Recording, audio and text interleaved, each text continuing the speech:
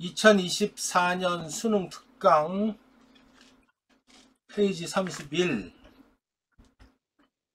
데리다의 예술론이야. 사실은 지문은 쉽지만은 데리다의 철학은 상당히 어려워. 응? 데리다는 대표적인 구조주의 철학자거든. 구조주의 철학자, 구조주의는 지난 시간에 했던 그 전통, 서양의 전통 철학의 핵심은 뭐다? 이성 중시, 주체 중심의 철학이라 그랬어. 근데 그게 현대 들어서 구조주의, 특히 구조주의 철학자들에 의해서 다 해체가 돼. 그래서 탈 중심의 철학이라 그래. 차이와 다양성의 가치를 중시하면서 이성 중시, 주체 중심의 철학을 다 해체를 도모했어. 그러니까 주변과 중심과 주변의 경계를 다 뒤집어보고 주체의 전복이라 그래. 이거는 그런 사상을 가르쳐. 구조주의 철학은 굉장히 중요한 거라서 나중에 또 얘기해야 되지만은 이 지문을 읽은 이해를 하고 여기서 덧붙여가지고 중요한 거는 데리다의 해체의 미학.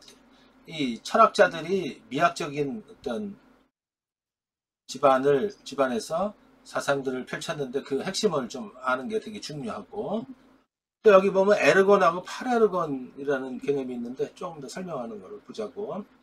내용은 어렵지 않으니까 읽으면서 그 내용의 핵심을 차근차근 정리하고 중요한 개념들은 찾아서 사전적 의미를 잘 파악하면 좋겠지.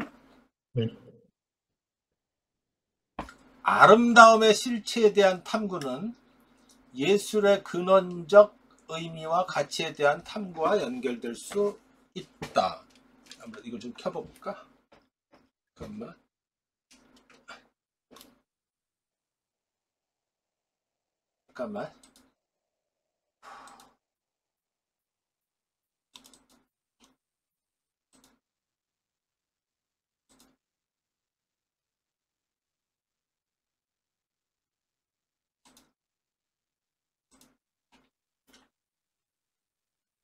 아름다움의 실체에 대한 탐구는 미학이라 그래. 미학적 실체에 대한 그 아름다움에 대해서, 그 실체에 대한 탐구는 예술의 근원적 의미와 가치에 대한 탐구와 연결될 수 있다. 전통적 미학자들은 작품 속에는 세월이 지나도 불변하는 아름다움이 분명히 존재한다고 믿었다. 불변하는 아름다움, 이거 어디서 많이 들어봤지? 다 모든 시발점 다 플라톤이야. 어? 그래서 화이트헤드라는 19세기 유명한 그 철학자가 있어요. 영국의 철학자. 굉장히 나리한 철학자야. 선생님 학교 다닐 때 배웠는데 무슨 말인지 하나도 모르겠더라고.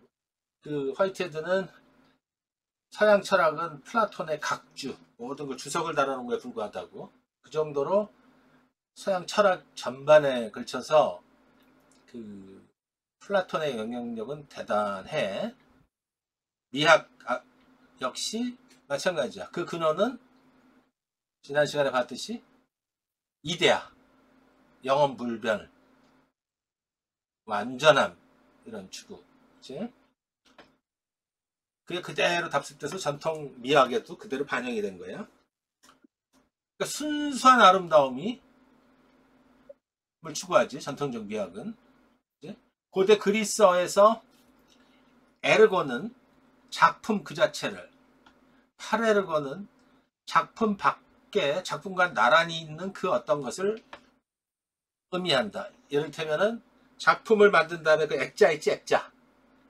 액자 같은 틀, 이런 것들도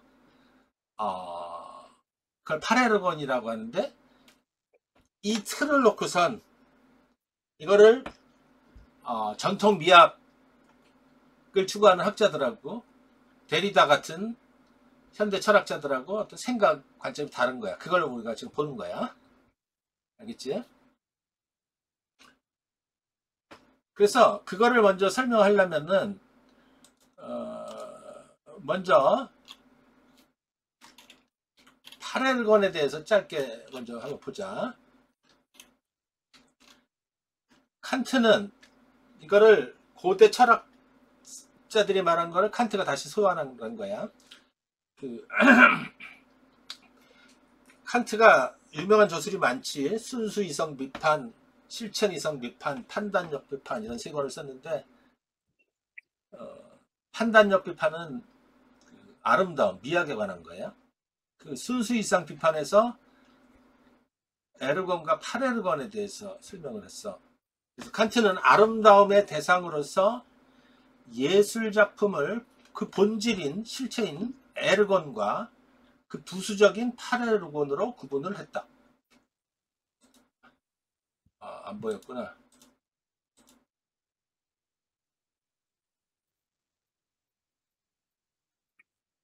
쏘리. 칸트는 미술에서 파레르곤은 작품 주변을 이루는 요소, 이를테면 작품을 감싸는 액자 같은 것을 의미한다. 이러한 장식으로서의 틀은 작품의 외적 요소이지만 예술작품의 세계와 외적 세계를 경계짓는 중간 지도로서 그 어디에도 귀속되지 않는 것으로 테두리, 울타리, 경계와 유사한 의미가 있다는 거야. 그럼 이런 개념들을 다 철학적으로 해석을 하는 거야. 칸트는 사람들은 그림 자체가 아니라 액자의 화려함 때문에 경탄한다면서, 우리 그런 경우 많지, 그지? 그 액자. 액자와 같은 파레르곤이 진정한 미적 가치를 해친다고 보았다. 그는 액자인 파레르곤을 예술의 심미적 대상에서 제외되어야 하는 불필요한 그림의 과잉이자 잉여로 간주하면서 미적 가치의 중심을 그림 자체에 두는 전통 미학적 가치 판단을 중시했다. 알겠지? 응? 예술작품은 우리 칸트의 형식미 설명했었지. 형식에 의해서만 미적 가치를 드러내는 것으로 미술작품이 내부와 외부를 분리하는 경계를 가져야 한다고 주장했다. 작품 그 자체에만 집중하는 형식이 중요하다. 반면에 해체의 체력자로 불리는 데리다는 파레르곤을 에르곤의 외제적 잉여가 아니라 에르곤과 구조적으로 연결되는 어떠한 하나, 이게 중시하게 본 거지. 다른 시각으로. 파레르곤으로서의 액자는 에르곤으로서의 그림이 지닌 내재적 결핍이나 부족을 상호 보완, 보충해주는 대리물로 보았어. 그런 시각이 다른 거야.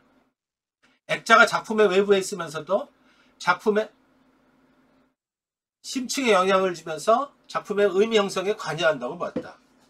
데리다에 따르면은 액자는 우리 의식 뒤편에 존재하기에 칸트적 의미의 경계라기보다는 그 경계가 해체된 상호 의존적인 등가물이다. 그러니까 외적인 것도 되게 중요하다는 거지, 그치? 그림, 미술 외적인 것, 문학이면 텍스트 외적인 것들. 알겠지? 일단은 이 생각을 가지고 다시 들여다보자고. 고대 그리스어에서 에르곤은 작품 자체를, 파레르곤은 작품 밖에 작품과 나란히 있는 어떤 것을 의미한다. 전통적 미학자들은 에르곤적 요소는 예술작품의 안이자 본질적 요소로, 또 파레르곤적 요소는 예술작품의 바깥이자 비본질적인 요소로 생각했다. 그들은 예술작품의 본질이 에르곤이라면 파레르곤은 예술작품에 포함되는 것이 아니라 그것을 효과적으로 드러나게 하는 단순한 장식에 불과하다고 여긴 것이다. 이해됐지? 여기까지? 네. 데리다는 우리가 예술작품의 궁극적인 가치라고 믿는 아름다움의 실체가 과연 무엇인지에 대해 탐구하고 예술작품이 하나의 텍스트로서 갖는 미학적 의미가 어떤 것인지 분석을 했다. 그는 전통적 미학자들과 달리 예술작품의 아름다움이 담긴 본질적 요소와 그림 그 자체와 그렇지 않은 비본질적 요소, 파레르곤 같은 거를 명확히 구분할 수 없다고 생각했다. 그의 이러한 탐구는 전통적 사고를 전복시키는 성질을 지니는 것이었다. 아까 말했지, 서양 중심의 철학은 주체의 철학인데 주체의 전복이야. 알겠지? 그치? 중심을 다 허무는 거야, 경계를. 그러면 어떤 일이 벌어져? 예를 들면 서양의 이성주의 철학 같은 경우 주체 중심, 서양 중심, 백인 중심 사상이 허물어지면은 타자들도 우리와 똑같은 동등한 대등한 자격을 가지고 있는 주체고 그렇게 평가될 수 있겠지, 그치? 네. 미술도 마찬가지란 말이야. 이거를 허물면 어떻게 돼? 단지 그림뿐만 아니라 그림 외적인 오브제 뭐 여러 가지 등도 되게 미적 가치를 갖는다는 거지, 그치? 실제로 현대 미술에서는 그런 일들이 벌어지잖아. 한때 그 누구야 뒷상에 그 변기 있잖아, 그치? 네. 오브제 변기를 갖다 놓고 이것은 변기가 아니다, 그러니까 되게 파격적이잖아. 그러니까 비평가들은 이걸 어떻게 해석해야 될지 몰랐잖아, 그치? 어? 그런 생각을 해봐. 그 이후로 미술에 대한 비평, 해석이 달라진 거란 말이야, 그치? 응?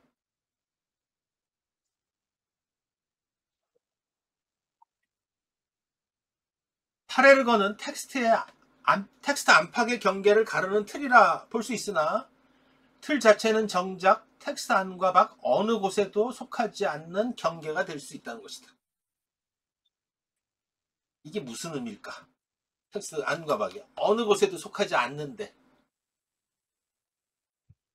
데리다는 도형의 경계선이 도형의 내부인지 외부인지 명확하지 않듯이 경계로서의 파레르건 역시 그 성격을 명확히 구분할 수 없다고 보았다.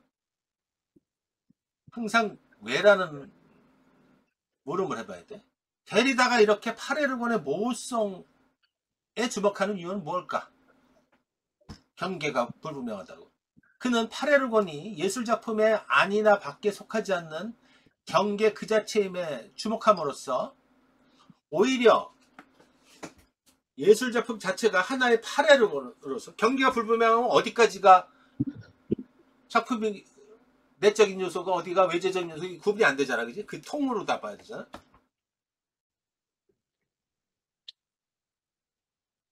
안팎의 경계를 갖지 않은 무한 성격인 것임을 증명하다. 그 입장에서 이 작품은 텍스트의 안과 밖의 구분 자체가 허물어진 경계 자체일 뿐이며 이 경우 예술 작품의 의미는 텍스트 속에 고정된 것이 아니라 얼마든지 모호하고 가변적일 수 있다. 그지? 중요한 문장이지? 네. 예술 작품이면 텍스트 속에 고정되어 있는 것이 아니면 모호하고 가변적이라면 어떤 얘기야 이거는? 해석의 다양성. 다양하게 해석할 수도 있고, 그치? 미적 판단이 다양한 미적 판단을 내릴 수 있다는 거잖아, 그치? 꼭 형식에 얽매이지 않고. 따라서 텍스트를 구성하는 어떤 고정된 의미라도 쉽사리 해체될 수 있는 것이다. 이 해체라는 의미는 데리다 해체는 굉장히 중요한 개념이야. 데리다는 우리가 아름답다고 느끼거나 미학의 대상이 되는 것은 예술 작품의 안과 밖 사이의 경계 자체라고 봤다. 그는 에르곤과 파레르곤을 구분하고 틀 안에서만 예술의 불변적 의미가 존재한다고 본 기존의 고정관념을 해체하여 이게 전체의 핵심 문장이지. 본질과 비본질, 의미와 무의미라는 전통적인 대립구도를 허물고 예술작품에 대한 새로운 시각을 제시했다. 그치? 해석의 다양성을 가질 수 있다는 얘기지, 그치? 네. 어려운 내용을 되게 쉽게 설명을 한 건데, 그럼 봐봐. 뭐, 특별히 설명할 거 없지, 그치? 어려운 개념을 쉽게 얘기해. 밑글을 읽은 학생이 보기에 대해 보인 반응이 적절하면 동그라미, 틀리면은 적절하지 않으면 X표를. 미술이론가인 로절린드 크라우스는 현대예술작품은 기호학적으로 시프터, 전환사의 특성을 가진다. 전환사란 사과 등의 단어와 달리 단어 자체에는 특정한 실체가 담겨있지 않은 것. 그러니까 이것, 저것, 지금 뭐 이런 것들 있지, 그지? 실체가 없는 것들. 를 뜻한다. 전환사는 일종의 비어있는 기호로서 활용되는 맥락에 따라 지칭하는 대상이 항상 변할 수 있겠지, 그지? 이것 하는 게 저게 사과일 수도 있고 배일 수도 있고, 그지? 네. 크라우스는 현대 예술 작품들이 미리 정해진 기호가 아니라 비어있는 기호로서 맥락에 따라서 해석에 따라서 의미가 항상 변화하는 특징을 가지고 있다. 이게 현대 예술의 특징들이지, 그치? 그래서 이거 보면 데리다와 달리 크라우스는 전환사적 관점에서 현대 예술 작품들을 감상하면 작품이 지닌 절대적 아름다움을 느낄 수 있다. 어떤 게 틀렸어? 응? 데리다하고 크라우스는 같은 관점에서 보지, 일단은. 그리고 전환사적 관점에서 감상하면 작품이 지닌 다양한 의미, 다양한 아름다움을 느낄 수 있겠지, 그지? 네. 데리다와 크라우스는 예술 작품의 의미가 작품 속에만 고정되어 있지 않다고 보겠지, 그지? 네. 유명한 그림이지. 세라의 그랑드 자트 섬의 일요일 오후라는 작품이야. 되게 유명한 작품이야. 점묘법이라 그러지. 점점점점 찍어가지고 의에 색점으로 화면이 채워져 있는데 이 색점은 캔버스뿐만 아니라 캔버스를 싸고 있는 액자 역할하는 틀까지 확장이 되어서 채워져 작품 안팎의 경계를 허물어 모호하게 하고 있대. 그림에 채워진 색점은 텍스트의 의미를 구성하고 있는 요소에서 제외되지 않겠지, 그지? 색점을 활용하여 작품 안보다 작품 밖의 아름다움의 실체, 안팎 둘 다 중요하다고 본 거지, 그지? 예술 작품의 안이나 밖에 속하지 않은 요소를 활용해 경계를 강화한 게 허물었지, 그지? 예술 작품의 비본질적 요소와 본질 요소의 역할을 서로 바꾸는 게 아니지. 색점을 틀까지 확장시킴으로써 에러르건과 파레르건의 경계를 허물어 예술 그 의미가 텍스트 속에 고정되어 있지 않다는 것을 보여주고 있다. 그런 의미인데 이게 중요한 게 아니라 지금부터 볼 어려운 데리다의 해체 미학에 대해서 우리가 공부해야 돼. 선풍기를 하루 종일 쐈더니 목이 너무 아파. 굉장히 중요한 의미를 가지고 있는 철학자야. 데리다는 해체론을 전개한 프랑스 구조주의 철학자로 뭘 해체한다는 거니? 해체론이라는. 아까 안과 밖의 경계 뭐 이러는 게 뭐야? 주체와 타자의 구분 뭐 이런 것들을 다 해체하는 거야. 알겠지, 그지? 네. 서양 근대 철학 체계에 자리 잡은 이분법적 사고를 해체하고자 했다. 주체 중심, 이성 중심. 이 서양 중심의 이분법적 사고의 의미를 잘 알아야 돼. 이걸 다 해체시키는 게 현대 철학에서 일어났단 말이야. 그것은 탈구축이라는 개념으로 상당히 중요하고 어려운 개념이야. 그 핵심은 단순히 기성 고정관념을 해체하는 것뿐만 아니라 서양 중시, 백인 중심, 남성 우월 뭐 이런 것들 이를 발전적으로 다시 구축하는 것이다. 데리다는 의미는 기호 안에서 현전, 존재한다는 거야. 현전한다는 거야. 앞에. 의미는 기호 안에서 기호는 기표와 기의로 구성됐다 그랬어. 그지? 낱말, 단어는 기호라 그랬죠. 기호 안에서 현존하지 않는다고 보고 텍스트 바깥에는 아무것도 없다고 보았대. 이게 무슨 말일까? 이게 되게 중요한 말. 텍스트 바깥에는 아무것도 없대. 이게 역설적인 말이야. 의미는 기호 안에 있는 게 아니고 기호는 텍스트로 이루어졌잖아. 텍스트는 기호로. 텍스트 바깥에는 아무것도 없대. 이 얘기는 역설적으로 얘기하면은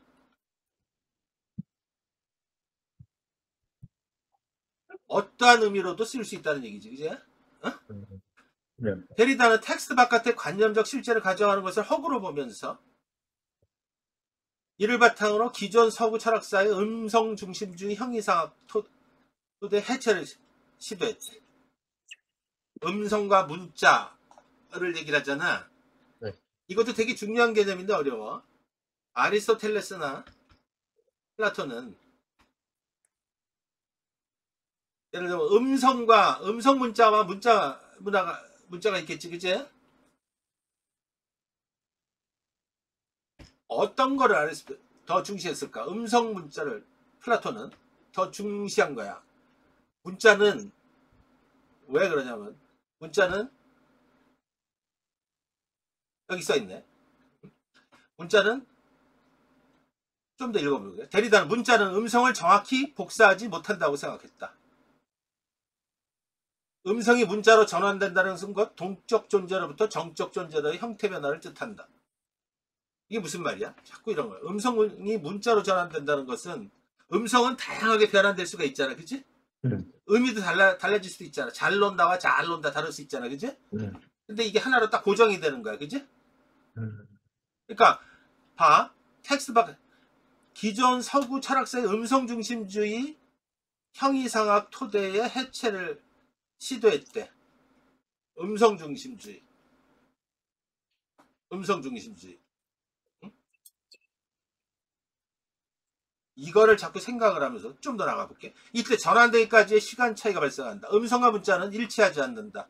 데리다는 음성에서 문자로 전환할 때 원본과 복사본의 차이를 함유하면서 변화하는 것을 차연이라고. 차이 얘기해서 했던 차연의 데리다의 어떤 개념이야. 다 읽은 다음에 설명해 줄게. 문자와 음성이 일치하지 않는 이상 문자는 음성을 대신하는 것이 아니라 둘을 동시에 품는 것이다. 데리다에 의하면 음성은 완전한 원본이 아니다. 인간은 자신이 알고 있는 언어 가운데 타당한 것들을 선택하여 생각하게 된다. 지금껏 어딘가에서 본 문자가 차연되어 계속 변화되어 음성으로 될 가능성 또한 충분하다. 그에 따르면 사물은 원본에서 복사본으로, 복사본에서 원본으로, 원본에서 다시 복사본으로 영원히 변환되면서 차연되면서 변화된대.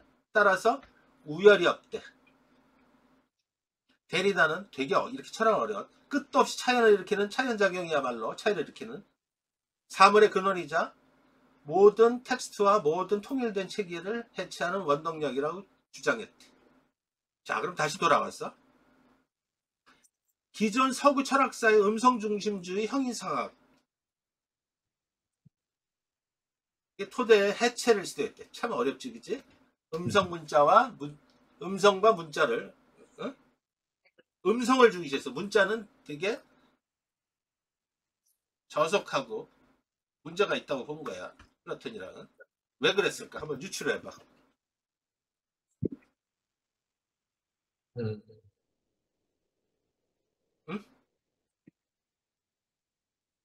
여기 아까 현전이란 말 있지. 음성은 바로 지금 나오는 거잖아. 그치? 네. 바로 우리 앞에 그냥. 이렇게 쉽게 얘기하면 음성이라는 거는 여기서 지금 원본 복사본으로 하면 원본만 존재할 뿐이지. 그치? 근데 문자는 누군가 베끼고 이상하게 왜곡할 수도 있지. 그치? 네. 복사본일 수도 있잖아. 근데 아까 플라톤의 이데아론에 따르면은 복사본은 미메시스 모방이고 저속한 거잖아. 그치? 그래서 문자를 저속하게 본 거야. 음성을 더 중시하게 본 거야. 이거 이해돼? 네. 이게 모든 게 간단한 건데도 이렇게 해석이 돼. 그런데 데리다는 그게 아니라는 거야. 문자가 잘 봐. 되게 중요한 거야. 잘 봐봐. 플라톤이 얘기하는 음성이 문자보다 우월하다는 거는 음성은 주체인 내가 바로 아는 거잖아. 그치? 네. 지금 여기서 그러니까 복사할 수도 없는 거고. 그치? 네. 맞아? 그러니까 완전한 거고. 그런 의미잖아. 그치? 네. 모든 게 나의 관점이잖아. 그치? 주체. 그걸 따지면은. 근데 문자라는 거는 반대로 여기서 차연 계속 원본에서 복사본 다시 원본 복사본으로 계속 바꿔가면서 의미를 달리할 수 있고 확장할 수도 있다는 얘기지. 그치? 누가? 주차인 내가 아니라 타자들이. 그치? 무슨 말인지 이해되지? 이해되니 안 되니? 다시 한번. 이 모든 것들이 생각을 할 때, 그러니까 이게 이런 말이 어렵더라도 이해를 하면 돼. 여기서 보면 항상 봐.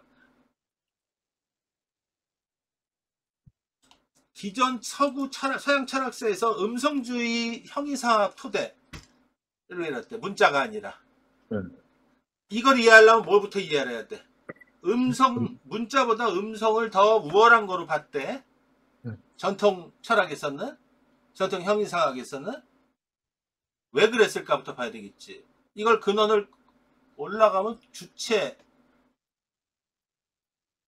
서양 철학의 핵심인 주체 중심, 이성 중시의 철학하고 맞닿는 거야. 주체 중심의 철학, 모든 건 나의 해석에 따른 거잖아. 그치? 네. 첫째는, 그치? 음성은 내가, 주체인 내가 지금 발화하는 거란 말이야. 그러니까 완전한 거지. 그치? 네. 누군가에 의해서 문자는 쉽게 복제되고, 복사되고, 그러면 나의 상체보다 의미를 달리할 수도 있지. 그치? 네. 이해돼? 네. 다 그 서양 철학의 사상에서 이런 것들도 다 해석이 되는 거란 말이야. 그러니까 플라톤의 관점에서 보면은 문자는 저속한 거고 음성보다 저속하게 보겠지, 그지? 네. 음성보다. 그런데 데리다는 이걸 뒤집었단 말이야. 문자가 음성을 정확하게 복사하지 못해. 그지? 음성이 맞잖아. 달라져. 음성이 문자로 전환된다는 것은 곧 동적인 존재라는 건 말이야. 의미의 해석을 달리할 수 있잖아. 그지? 얼마든지 살아서. 이게 딱 픽스 된다는 거지. 정적인 존재로. 그지? 하나의 의미로. 네. 그러면 이때 전환되기까지 시간 차이가 발생을 하고, 그래서 음성과 문자는 일치하지 않을 수도 있지. 잘 논다는 말이 써있는데 이게 진짜 비아냥거리는 잘 논다, 놀고 자빠졌네 라는 말일 수도 있잖아. 그치? 네. 여기까지만 생각을 하면은 데리다 역시 음성, 문자 일치하지 않고 여기서 전환된다는 걸, 음성이든 문자든 되게 저속하게 볼 수 있는 계지가 있지만 그게 아니란 말이야. 뭐냐면은 데리다는 음성에서 문자로 전환이 될 때 원본과 복사본의 차이, 당초 말한 거랑 문자로 기술된 거랑 다를 수가, 원본과 다를 수가 있지, 그지? 말하는 거랑. 이해됐지? 네. 하면서 계속 변화되는 걸 차연이라 그랬어. 차연. 차이를 두면서 계속 변화하는 거를. 문자와 음성이 일치하지 않잖아, 항상. 같을 수도 있지만, 그치? 네. 않는 이상 문자는 음성을 대신하는 게 아니라 둘을 동시에 품은 거지. 문자와 음성을, 그치? 달라질 수도 있고. 그래서 음성은 완전한 원본이 될 수가 없지. 플라톤하고 달리. 이해돼? 네. 인간은 자신이 알고 있는 언어 가운데 타당한 것들을 선택하여 자기가 취할 것들만 취한단 말이지. 그치? 그래서 어딘가에서 본 문자가 차연이 되어 음성으로 흡입 바뀔 수도 있고, 그러니까 어떠한 이 세상 사물들은 말로 발화하면 문자는 원본에서 복사본으로 다시 원본으로 복사본으로 계속 바뀌는 거야. 그러니까 그 얘기는 무슨 말이야? 원본과 복사본의 우열 관계가 해체가 된 거야. 차이가 없다는 얘기지. 이거 이해되니? 네. 기성 철학에서는 원본은 아니야, 음성은 문자보다 우월하다고 봤잖아. 그치? 왜? 완전함을 추구하고. 그런데 데리다는 그렇게 보지는 않은 거라. 우열이 없어. 이거를 원본과 문자를 가지고 서양과 동양, 백인과 흑인, 남성과 여성, 어른과 아이를 개념으로 보면 우열이 없는 거야. 근데 우리는 그렇게 막 인식을 하고 있는 거야. 서양 사상 주체 중심 사상을 따라서. 근데 그건 그때그때 의미가 다르잖아. 그치? 그 얘기를 이렇게 얘기를 한 거야. 어려운 개념이야. 그래서 따라서 우열은 없어. 데리다는 끝도 없이 차이를 일으키는 차연자형이야말로 사물의 근원이자 모든 텍스트와 모든 통일된 체계를 해체하는 운동력이다. 이게 해체를 하게 되면 어떻게 돼? 우열관계가 허물어지고, 그렇게 되면 차이와 다양성의 가치가 더 증대되겠지. 이거 이해돼? 어려운 개념인데 이해를 좀 해줬으면 좋겠는데? 대충 이해되지? 네. 이게 말이야. 선생님이 이거 말고 정말 이 안에 철학은 어려운 개념들이 되게 많은데, 안타깝게도 이 정도 설명하면 웬만하면 아는데 학생들한테 고등학생들한테 이거 설명하려면 너무너무 힘들어 할 것들이 많고 그런데 다른 거랑 자꾸 얘기를 해보면 알 거야. 대충은 무슨 말인지는 알겠지, 그지? 어? 네. 서양 전통 사상, 전통 철학이 의미하는 주체 중심의 이성 중심의 철학에서도 예를 들어 음성과 문자를 놓고선 정리하면 서양 철학, 플라톤으로 대표되는 서양의 전통 철학에서는 문자보다 음성을 더 높이 평가해. 왜? 주체가 아니까. 아이, 그렇게 하면 안 되지. 그 관점. 음성은 주체인 나의 바라고, 네 말대로. 완전함이고. 복사가 안 되잖아, 복제가. 그러니까 완전한 거지. 그지? 이해됐니? 네. 근데 문자는 언제든지 복제돼서 의미를 달리할 수가 있잖아. 모방이라는 개념, 미메시스의 개념으로 보란 말이야. 이걸 그대로 취하면. 그지? 네. 그러면 당연히 문자보다 음성을 더 플라톤은 이렇게. 우월하게 여겼겠지. 그지? 네. 여기까지 이해됐어? 네. 그런데 현대철학, 구조주의 철학에서 데리다는 그게 아니라는 거야. 결론적으로 얘기하면 음성은 문자로, 음성은 발화하면서 계속 바뀌지. 그지? 옮겨가면서 계속 원본, 복사본, 다시 원본 이것처럼 의미를 달리하면서 계속 영원히 차이를 두면서 계속 하는 거야. 그러니까 원본 문자가 곧 음성일 수 있고 음성이 곧 문자일 수도 있고 또 해석을 달리할 수도 있고 여러 가지 끝도 없이 차이가 나는 거지. 미묘한. 그지? 그러니까 음성과 문자는 우열관계 굳이 어느 것이 더 우수하다 어느 것이 더 열등하다고 말하기가 어렵지. 그지? 이해됐니? 네. 이렇게 끝도 없이 차이를 일으키는 차연작용, 이게 세상 사물의 근원이자 모든 통일된 체계, 이분법적인 체계를 허무는 동력이라고 본 거란 말이야. 이해되니? 네. 이 개념을 그대로 가지고 이제 미학적인 관점, 아름다움을 보자고. 데리다는 타일구축과 차연의 개념을 사용하여 그동안 예술의 자율성을 억압해왔던 형이사학관념의 해체를 시도했대. 이건 또 무슨 뜻일까? 예술의 전통 철학이 예술의 자율성을 억압해왔대. 왜? 완전함을 추구하고 순수미를 추구하고 그러면은 작가의 어떤 해석의 다양성, 자율적으로 행하는 그런 것들은 용인되기가 어렵지. 그치? 네. 이걸 해체시켜버린 거야. 그는 예술에서 중요한 것은 굉장히 어려운 단어, 재현. 이란 말. 재현이 뭔지는 알겠지? 리프리젠트라고 그러지. 재현된 것 안에서 원본이 아니라 과정과 운동, 생성과 사건이라고 보면서, 그러니까 전통 미메시, 이게 무슨 말이야? 전통 미메시스 관점은 뭐야? 완전함, 이대한, 완벽함을 그 이상적인 거를 이데아를 따라 완전하게 사물을 모방하는 데 있는데 이걸 부정하면서 그걸 완벽하게 재현하는 게 아니라 계속 아까 차연의 개념을 따라서 원본과 복사본은 끊임없이 차이를 두면서 의미를 달리하고 생성 발전한다고 봤잖아. 그치? 그 관점에서 보면은 전통 미메시스 관점이라는 건 완전함, 완전하게 복사라고 완전한 순수미를 찾는 거, 이런 것들을 부정하게 되지. 그치? 기존의 예술론은 언제나 의미와 형식, 내부와 외부, 기와 기표라는 이분법적 논리에 매달려왔다. 딱 구분이 돼야 되고, 그치? 안과 밖의 그 어떤 것도 특권적 가치를 갖고 있지 않다고 봤다. 가상과 실제의 구분이 없는 매트릭스의 세상에서 그것들이 가치를 만들어주는 것은 경계론이라고 불렀어. 응?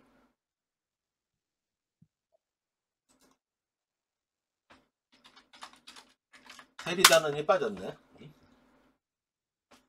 데리다는 이걸 부정하면서, 그러면서 아까 얘기한 가상과 실제 구분이 없는 매트릭스, 그러니까 경계선, 파레르곤 그게 되게 중요하다고 본 거야. 파레르고는 예술은 안과 밖의 경계를 나눌 수 없고 의미 또한 결정 불가능하며 끊임없이 삶 속에서 유동하면서 스스로 드러내고 있다는 거야. 전통 미술관에 따르면 안과 밖은 명확히 구분돼야 되고 안은 중요하고 밖은 배제돼야 될 거잖아. 그치? 네. 근데 이렇게 보는 거야. 데리다는 안과 밖이 나눠지기 어려운 파레르곤을 통해 예술의 해체를 시도했다는 거야. 이게 구분이 안 되면은 어디까지가 실체고 어디까지가 가상이고 그것도 구분이 안 되는 거고. 그치? 이해됐지? 네.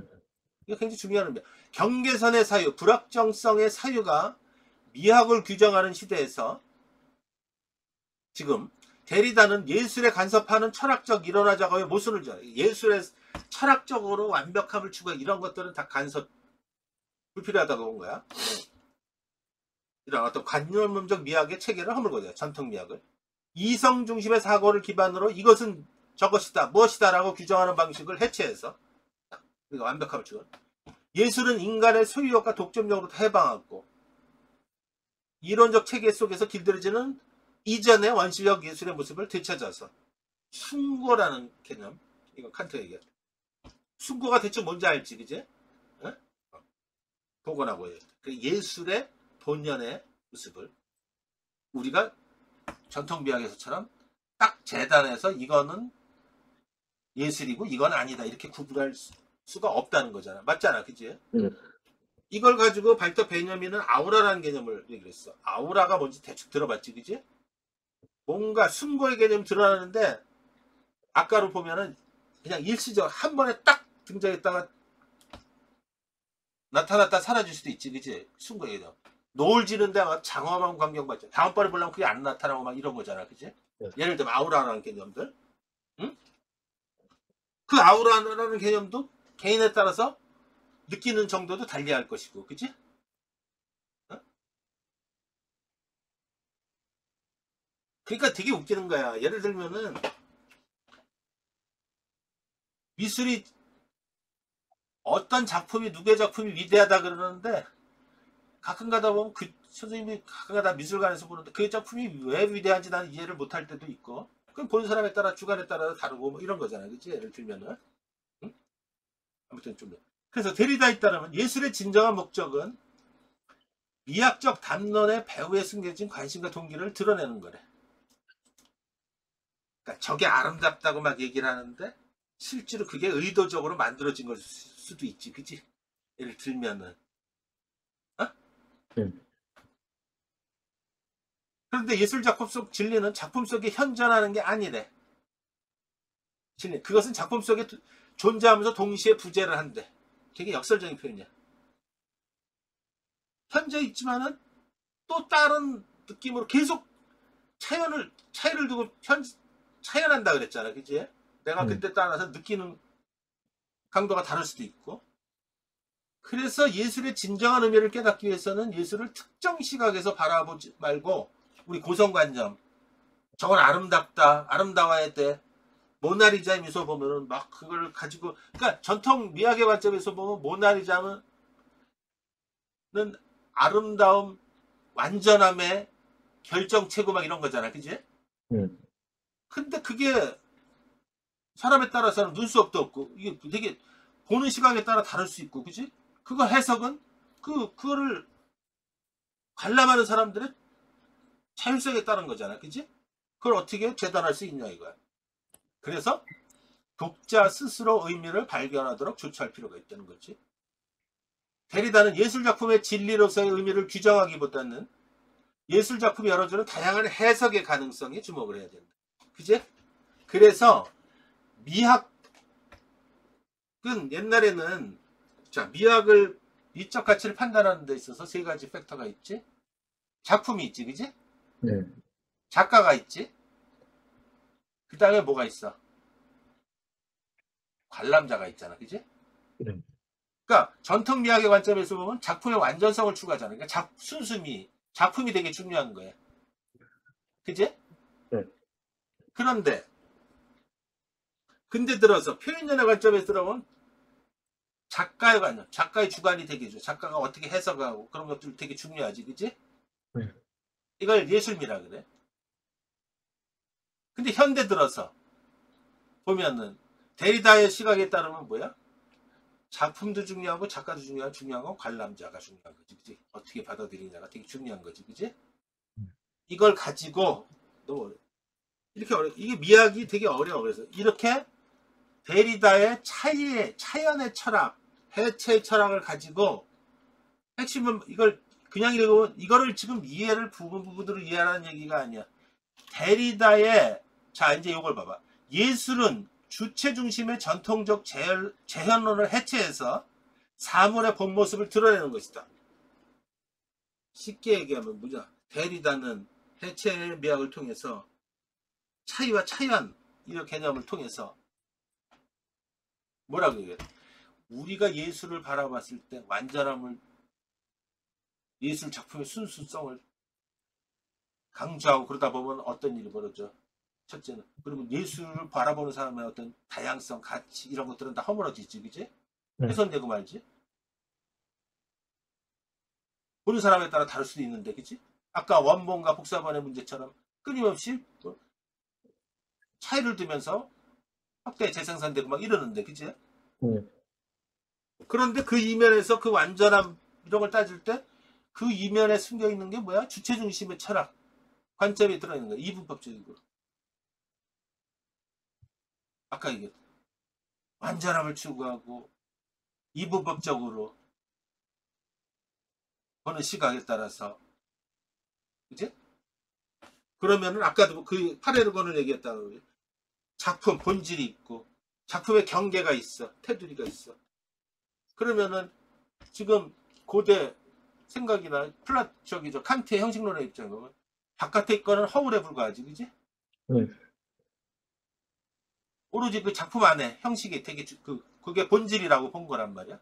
근데 세라의 전멸법 같은 경우는 이게 경계가 다 허물어지고 있어. 어디가까지가 작품 아니고 어디가 바뀐지도 지금 구분이 안 돼. 그렇게 되면 어떤 일이 벌어져? 많은 차이와 다양성의 가치를 낳고 뭐 어디까지가 중심이고 어디까지가 주변인지도 판단이 안 내리기도 어렵고 결국은 어떤 일이 벌어져? 차이 보는 사람에 따라 차이 다양성의 가치가 많이 생성되고 막 이러지, 그치? 결국은 데리다의 그 해체 철학에서 미학에서 얘기하는 건 뭐야? 작품 본연의 가치보다 관람자 이거를 작품을 감상자의 어떤 주관, 가치, 주관 이런 것들도 되게 중요하다고 보는 시각이 완전히 틀려질 수가 있지, 그치? 무슨 말인지 대충은 이해되지? 네. 이걸 철학적인 관점이었는데 그걸 그대로 미학적으로도 이렇게 해석이 되는 거야.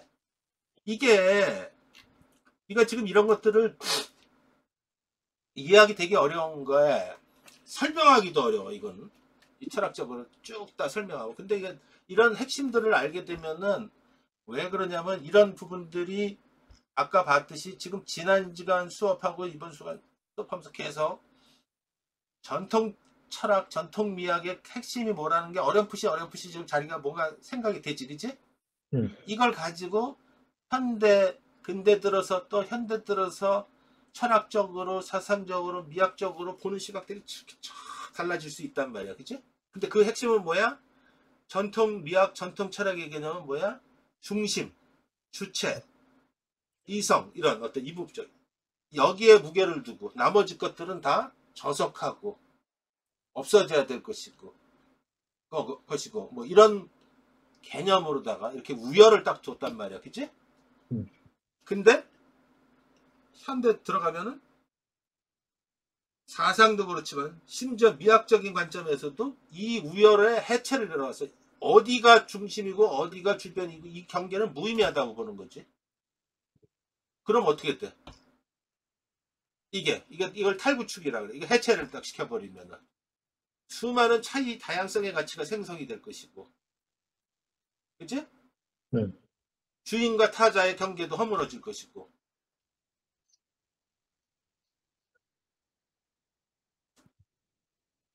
현대 미술 미학 같은 경우도 보면은 그런 관점에서 읽혀지는 거잖아, 그치?